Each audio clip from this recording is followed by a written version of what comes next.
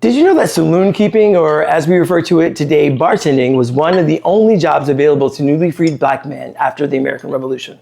With that came a rise in the number of saloons not only managed, but also owned by black operators. Today, we're celebrating the culture by giving props to a black pioneer in the cocktail industry, Tom Bullock. Tom was the first African American to ever publish a cocktail book. His 1917 manual, The Ideal Bartender, was the last cocktail book published before Prohibition, when America went dark on alcohol. But The Ideal Bartender was not some typical cocktail recipe book. It was an actual blueprint, a Bible, if you will, for bartenders in that era. It provided readers guidance on proper service, bar management, maintaining orders, hospitality, and of course, crafting cocktails. Although the recipes in the book were his own original creations, including his take on the classic gimlet, which he called the Gillette. And today, we're going to recreate one of his signature cocktails, the Dream. I'm Lonn. I have 30 years of experience in New York and city bars, restaurants, and clubs. After spending 15 years behind the bar, I transitioned into operations and management. My specialty, you ask? Launching bars, helping businesses design cocktail programs, menus, streamlining bar efficiency, and curating each bar's individual unique culture. But back to Tom. We will be focusing on another of his creations, the Dream, a gin-based cocktail in itself that perfectly balances sweet, sour, and boozy.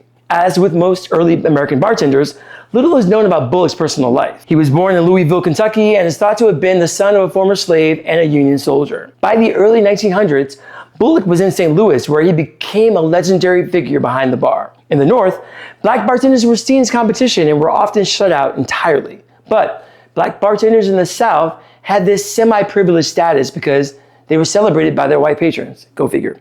Southern bars had a history of employing African Americans in all types of service positions, and Bullock took full advantage of that, making a name for himself as one of the best in the business. His book is more than just a cocktail guide.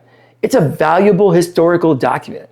The Ideal Bartender is a little snapshot of what people were drinking pre-Prohibition. And unlike a lot of cocktail books, none of these recipes were copied from anyone else. Hey, remember that drink I told you about before, the Dream? Well, stay tuned. I'm about to show you how to make it. We will not be using gin because I like tequila, mezcal to be precise.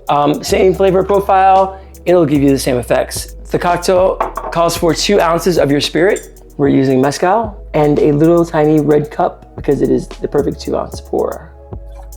Lemon, because I like it tart. 1 egg white. I'll put the agave on a spoon. The recipe itself calls for heavy cream. I'm super lactose intolerant. So I'm going to use a non-dairy creamer, and whatever you have should be fine. In order to utilize egg whites properly, it's best to dry shake it before you put ice in. So with all of the cocktail ingredients combined, I'm going to dry shake.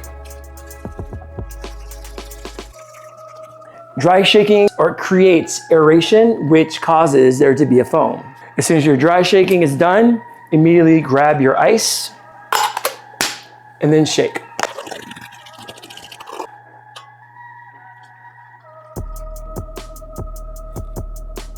Cheers.